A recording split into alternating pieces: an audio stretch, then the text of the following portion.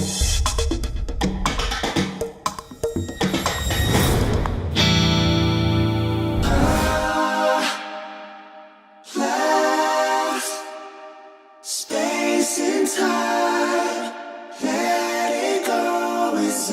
so I'm going to show you how to take a standard R&B pad, kind of backing vocal pad, and turn it into a space-aged, super smooth, bright piece of joy.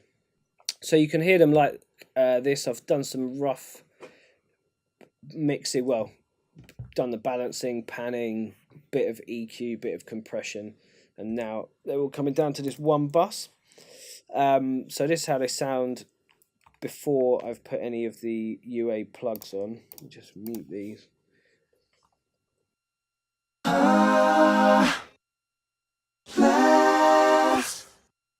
Right, so first of all, I just wanted to brighten them up, basically. So I've used this Harrison EQ, which is really nice. You can push it quite a long way without hearing the artifacts you might hear on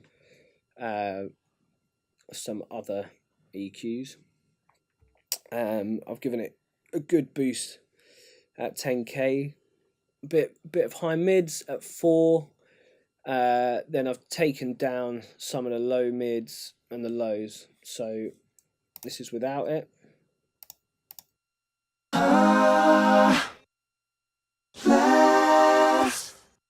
And with.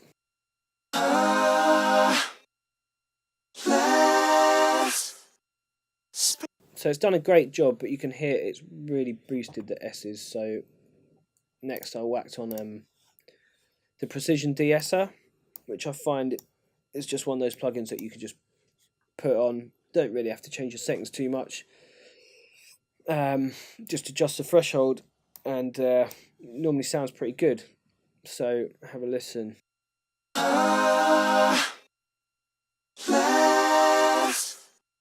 Space and time.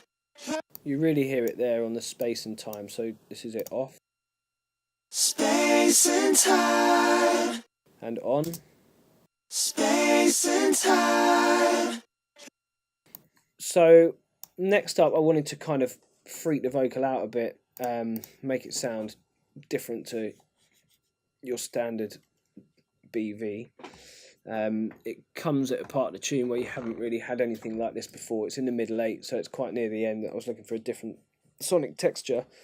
So first of all, I widened it up with the Cooper Time Cube, which is basically a left and right delay which you can pan.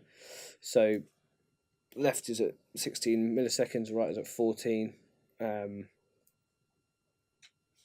So I will just show you what that does. So this is it on solo.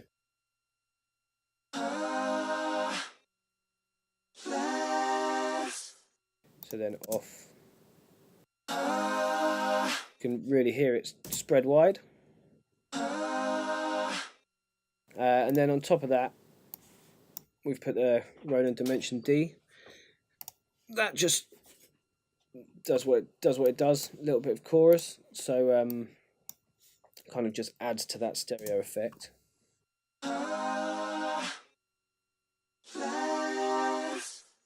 That's with and without.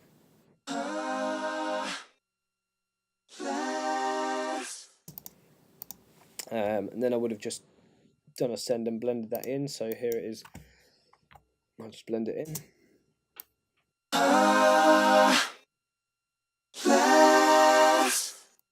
Space and time. But it just helps the vocals fill up a little bit more space. It's kind of unnatural in a way, but that's what I kind of wanted, that width that feels wider than your speakers. So I'll mute it. This is without.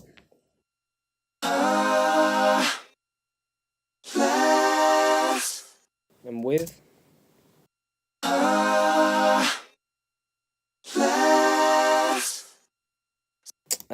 So next I wanted that kind of, well, I wanted to push the same kind of idea a bit further. So for some reason it reminded me of Queen.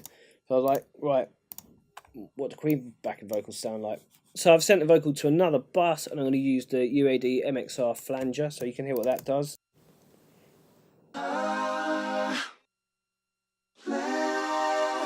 It's that kind of slow pulse, and you get the, you know, that kind of great flangy vibe. After that, I've put a bit of EQ to take the bottom out. I find that when you do these kind of pitch modulation things, you get a lot of build up in the low end, and with it, you know, me trying to make quite a bright, smooth R&B sound, I've taken the bottom out of that. So if you hear that mixed in, so this is without and with.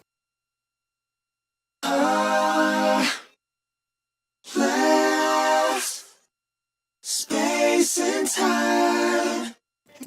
Really sounds like it's out of the future. Then lastly, bit of reverb. So I used the AMS RMX16, which for me just reminds me of the classic digital reverb from the 80s. I just felt like it would fit with this kind of sound, so I just whacked it on ambience. There's probably, yeah, there's a bit of pre-delay. I took the bottom out, but I think I did that with an EQ in a sec, and then just adjusted the length. So let's have a listen to that.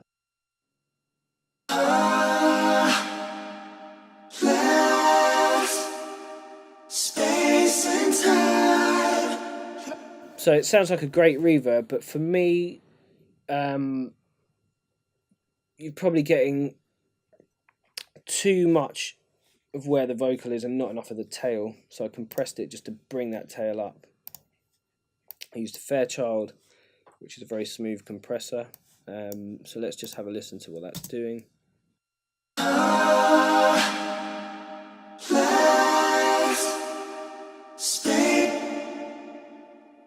So this is without it.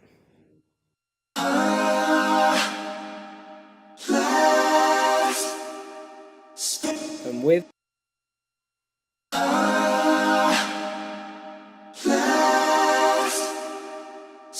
It's really subtle, but it's definitely doing something to get it out of the way of the vocal a little bit and just bring up those tails. I also felt the reverb was taking up too much space. Once again, same with the modulation effects. You want to carve out space for the vocal, but you don't want that low end build up. So I use the Oxford EQ. I've taken quite a bit out of it, all the way up at 400 Hertz on a gentle low shelf, and then the high shelf's a bit sharper, kind of 4K. So let's have a listen to the difference that makes. So this is without it.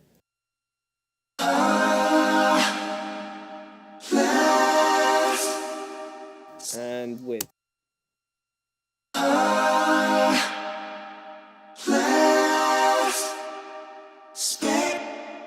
And that's pretty much it. So I'll take them off. We'll hear what it was like before, and then I'll unmute them. And you can hear the final ting.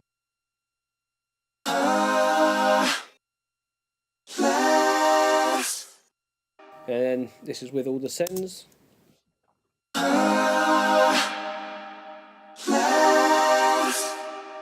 Space and time, let it go, it's a crime.